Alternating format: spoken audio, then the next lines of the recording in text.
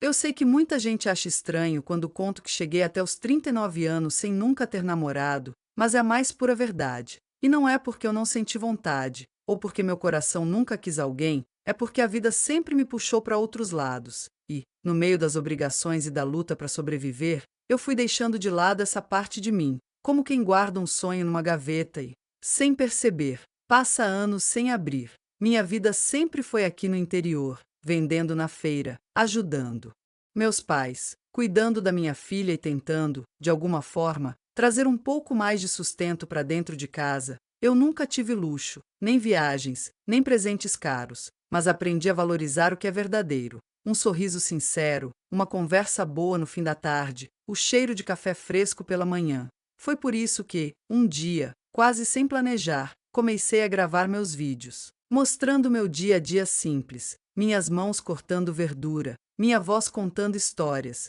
meu olhar perdido na paisagem do quintal. No começo, quase ninguém via, mas eu continuava, porque ali eu me sentia viva, como se estivesse falando com alguém que me entendia. E foi nesse caminho que comecei a notar um nome sempre aparecendo nos comentários, alguém que parecia enxergar mais do que as imagens mostravam. As palavras dele eram diferentes, não eram elogios vazios, mas gestos de cuidado. Como se ele soubesse exatamente o que eu precisava ouvir depois de um dia cansativo. No início, confesso que não dei tanta importância, porque já tinha visto gente sumir do nada. Mas, com o tempo, percebi que ele estava sempre lá, dia após dia, mesmo quando os vídeos não tinham nada demais.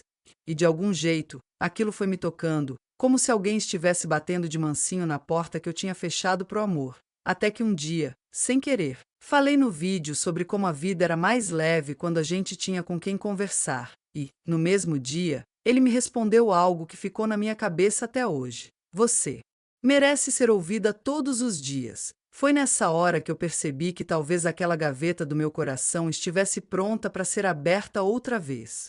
Desde menina eu aprendi a guardar meus sentimentos bem no fundo do peito, como quem esconde um tesouro que tem medo de perder. Mas com o tempo percebi que guardar demais também faz doer, e talvez por isso, agora, aos meus 39 anos, vivendo aqui no interior, com minha vida simples, meu trabalho na feira e meus vídeos mostrando meu dia a dia, eu tenha sentido essa vontade de falar mais, de abrir meu coração, como se cada palavra que eu digo fosse uma sementinha plantada em um terreno que espero ver florir. E é engraçado porque nunca namorei, nunca tive aquele amor que faz a gente sorrir sem motivo. Mas a verdade é que, mesmo sem ter vivido isso, eu acredito nele como quem acredita na chuva depois de um dia quente, porque sei que, em algum lugar, existe alguém que vai me olhar não pelo que tenho, mas pelo que sou. E é por isso que, mesmo cansada depois de um dia vendendo frutas e verduras, eu ainda me arrumo um pouco, ajeito o cabelo, pego o celular e gravo, falando das coisas simples.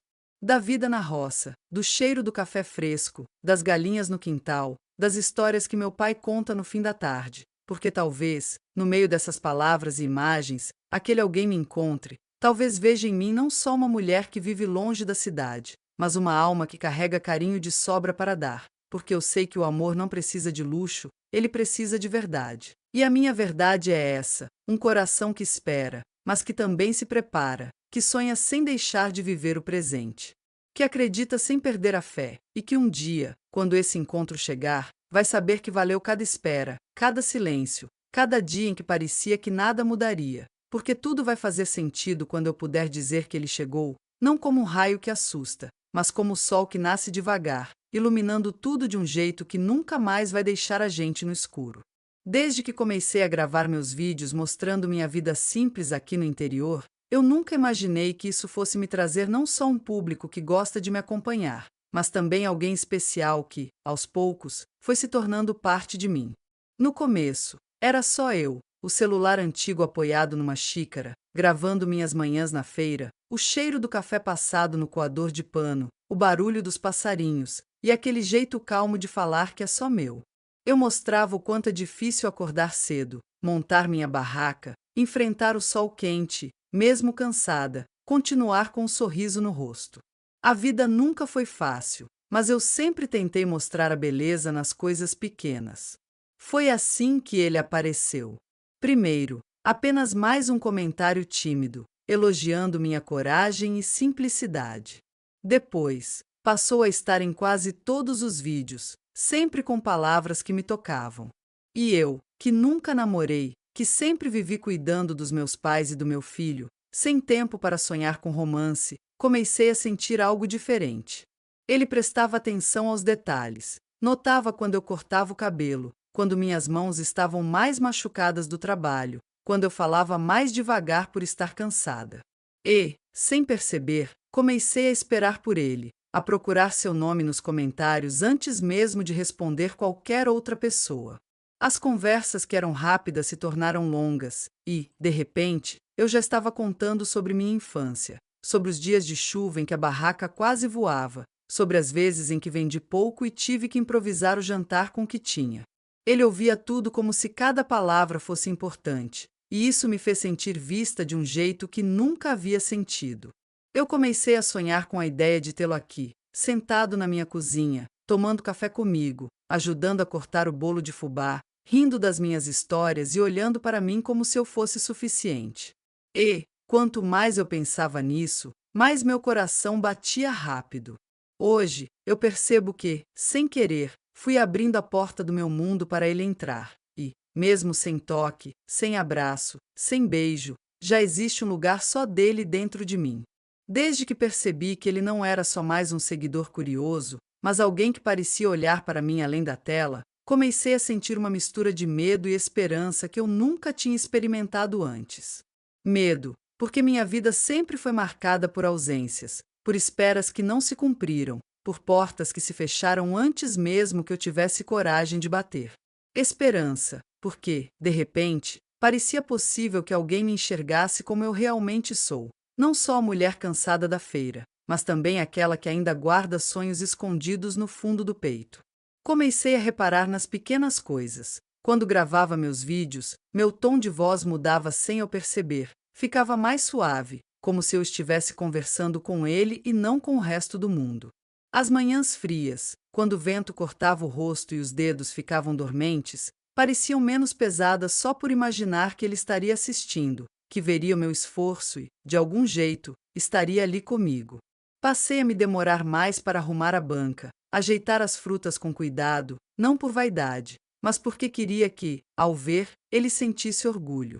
Às vezes, depois de um dia difícil, eu me pegava imaginando sua voz, criando na minha cabeça a maneira como ele me diria para descansar, como me encorajaria a seguir.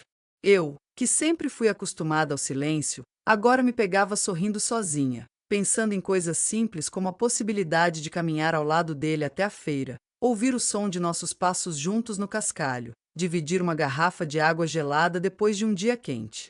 Não precisava ser nada grandioso. Na verdade, eu nunca quis grandes gestos. O que eu queria era constância.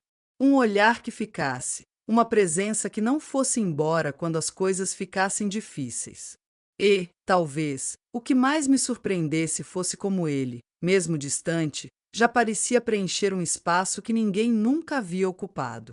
Comecei a imaginar como seria se um dia ele batesse na minha porta, e eu recebesse com meu avental ainda manchado de farinha, com cheiro de café fresco pela casa e um bolo simples esfriando na mesa.